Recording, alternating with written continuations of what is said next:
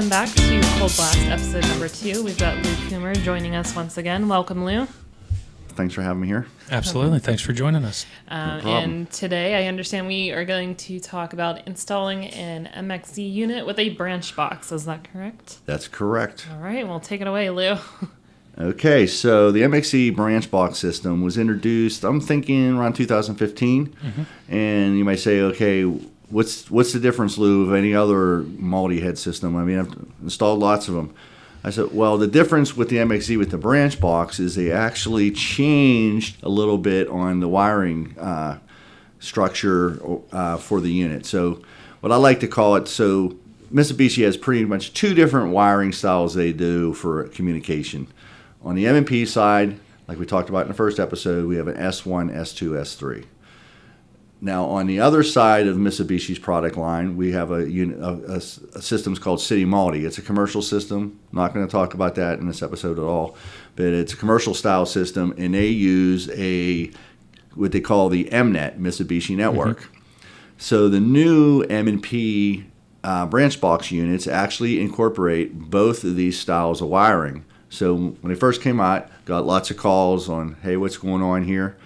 And had to answer a lot of questions. So, hence here we are with this this episode. So I guess Lou, where's the best place to start? I know. So when we're talking specifically with the transition to the C generation of the MXZ, correct? Yep, C generation. Yep. And so I guess what would be in the way they break that down is whether or not you're going to power the branch box with either independently, correct, or through the outdoor unit? Right. So there's 2 options on that. Yeah. So you're going to have 2 options to power the branch box. Now, what units do we got to worry about this? So on the hyperheat side of the multi-head systems, the MXZs, it starts at 3 ton and all the way up to the 4 ton. So 3.5, 4 ton. On the non-hyperheat side, it starts at the 4 ton and the 5 ton. We actually have a 5 ton non-hyperheat unit as well in the market. So that's where you got to deal with the branch box. And so they give you 2 powering options. One is going to be, there's 2 terminals in the outdoor unit called B1 and B2. And what it basically means is branch box. Okay. That's what the B stands for. And literally, all it is 2 convenience terminals to actually be able to have a power source for your branch box if you don't want to use a separate power supply. And basically what it does, it just takes 2 jumpers from your L1, L2 that you brought to your outdoor unit in the first place from your electrical service. Mm-hmm. So that's the most common way to wire it. And direct from the outdoor unit. Direct from the outdoor unit. Size wire that is recommended is 14 gauge. You don't have to use anything special. You can use wire and conduit. You can use Romex wire. Nothing special there. It's just a power circuit, and there's no requirements on what type of wire you use. Great. As long as it's meets your local code. Sure. And that's about it. So the other option is to actually use a separate breaker. Now, a separate breaker might be something you do because it's closer to the branch box, less wire to have to run. There's various reasons. That's the most common reason. The only thing you got to be aware of is when you do a separate breaker is you always got to make sure your branch box is powered before your outdoor unit, or you're going to get what we talked about in the last episode, a communication error. Gotcha. But it's not going to be quite as easy to fix. It's not going to be a mechanical related thing. It's just going to be the outdoor unit didn't see nothing on the no indoor unit, so it faulted out on a communication error. So that's the only thing you got to be aware of when you use a separate power supply for your branch box is to make sure it is powered before your outdoor unit's powered when you're going to actually operate it. Gotcha. And so other than that, really just the contractor preference in terms of how they're powering that branch box? Yep, contractor preference. There's no right or wrong way to do that. Like I said, most common is running from the outdoor, but I do have quite a few guys that are running their own circuit breaker as well. Gotcha. And then so what's the first thing that these guys need to be paying attention to when they're working with one of these C generation multi-zones? So the first thing they're going to notice, and I'm going to get the phone call, is they're going to say, Lou, what's this? We got this branch box, done the old style branch boxes. What's what's this 16.2 shielded wire we need to use? What's this M1, M2 terminals? So, And this is stuff that if they're used to doing M series, they've never seen before. they've never seen before. They're used to seeing the 3 terminals on the outdoor unit that are designated S1, S2, S3. Right. And they know, hey, I'm going to run my wire from there to S1, S2, S3 on the indoor unit. Well, this new unit, this branch box unit, doesn't have an S1, S2, S3 in the outdoor unit. And so that's the first thing is like, whoa, what's going on here? So what you're going to do with this unit is you have new terminals called M1 and M2. Okay. So we already talked about the wiring to the branch box. So we've got the power out of the way. So remember we talked about the S1, S2, S3, 3 wires. We use communication and high voltage in the same wire bundle.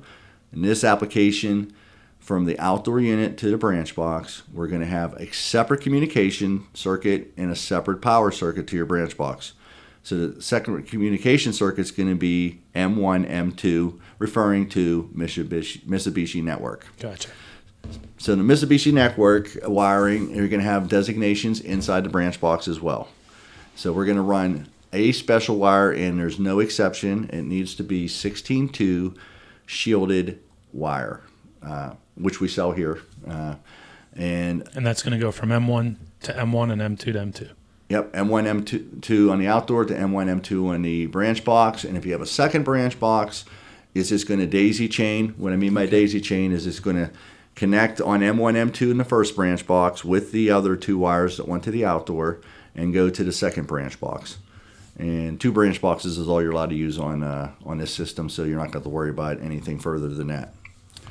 Cool. And then, so what would be the next wrinkle, I guess, for the contractor that's out there and he's starting to wire up this C? He's already kind of seen two wiring ports that he's not used to seeing. What's the next, I guess, hurdle that he's got to face? Next thing he's going to see is addressing dials. Okay. In the outdoor unit and in the branch box. He's going to say, what's these dials for, Lou? Those dials are, so just like you have an address to your house, and for someone to be able to send you something, let's say they're going to send you a letter, we need a way to identify where this letter is going to go. So just like an address to your house, the Mitsubishi Network requires addressing to know for each individual piece of equipment that's on this network. Gotcha. So the outdoor unit is going to be addressed 51. So just real quick on how the Mitsubishi Network works. This has all been engraved in stone for quite some years on the commercial side with City Multi. So all units that are 51 to 100 addressing are outdoor units. All units that are 50 down to 1 are indoor units. Gotcha. So logically, we have one outdoor unit. The first address we could possibly use for that outdoor unit would be 51. So we're going to make the outdoor unit 51. And then our branch box, so we need, say we have a 5-port branch box. So there's 2 branch boxes that are available, a 5 and a 3-port. So say we use a 5-port branch box, and now our network has down the street of the network is going to be your branch box. And the outdoor unit needs an identifying address to know what it's communicating with. Okay. And so we're going to make that the branch box address 1. Okay. So the branch box is 1, not the first indoor unit, which I think is the branch important. box is 1. But going off what you just said about the indoor unit, so what happens next is the branch box actually auto addresses the indoor units. Okay. So on your branch box, you're going to have, let's say we have a 5-port box, you're going to have A, B, C, D, E. So address A, port A is going to be address 1. Port B is going to be address 2, so on and so forth. Gotcha. So it does automatically address it. Okay. And you got to make sure that the addressing is right, or the system will not operate properly. Where I've had a problem with that was with 2 branch boxes, and the dials are set backwards. So let's just say our second branch box, since we had a 5-port box, our second box would be address 6, because we had 1 through 5 on the first box.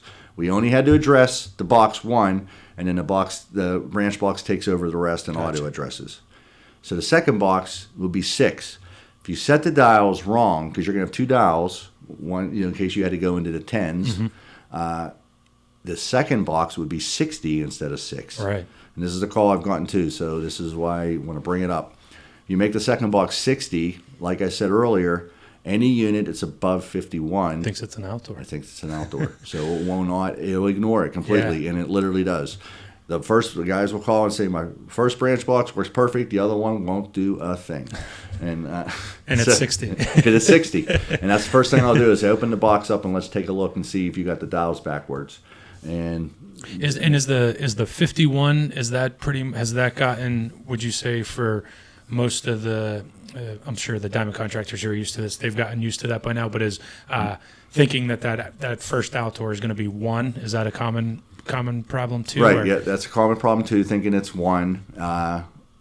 Because at 51, I know it's kind of goofy. Yeah, and technically it is 1 because the first address we can use on an outdoor is 51. So it really is a 1, but we have to have the 5 in front of it. So after the addressing is done, there's one other step that we need to take. There's dip switches, SW1, and there's 6 switches. So every port you're going to use, because the outdoor unit, so we got our addressing done. We have all our avenues in place. Everybody has an assigned address to be communicated with, but the outdoor unit has no idea which addresses you're using, because remember we auto address through the. So the branch box isn't sending that information back to the outdoor unit yet. No. Okay. And so we may have a 5-port box and only use 4 ports. It's not like, I buy a 5-port box, do I have to use all 5 ports? No, you don't. And on a 3-ton unit, you wouldn't even be able to use 5 ports because it's only allowed to have 4 indoors on it. So it doesn't matter what ports you use. You could use A, E, C, D. You can use, say you have 3 indoors, you can use A, C, and E if you like. If that's just the way you want to hook up your line set, your copper lines to it, that's fine. But you have SW1, you have port switches, and you have to turn each port switch on that you're using. So then the box can report that, okay, I auto-addressed my indoor units, and we're using ports 1, 3, A, C, and E, which would be equivalent to address 1, 3, and 5. Right. So, and then from the branch box to the indoor units, everybody's comfortable there because it's back to what they're used to. SW, S1, S2, S3 to the indoor units, with only one asterisk exception. Instead of using 14.3 with ground, the manufacturer has requested you use 16.3 with ground to your indoor units, which we sell here as well. Right. So that's the only other wrench they put in there, is to change the wire size on a MXE branch box application. But and then one other thing. The other thing is when you get the bag with your installation manual, and all this stuff obviously is in the installation manual. There's going to be 2 wires inside there with a spade connector and an eye hook on the end of each end. That is for your chassis ground for your MNET wire. That's at 16.2 shielded. So we're going to land that on terminal S, which is right next to the M1, M2. And then you're going to use that wire they provide, and you're going to connect it to there's a terminal on the S terminal. You're going to put the spade connector on the S terminal, and you're going to use the eye hook and screw it down to a chassis ground they have on the chassis of the equipment, which will be obvious when once you get inside there. Yeah, gotcha. once you're in there. Perfect. Yeah. That was great, Lou. Thanks so much. Thank you.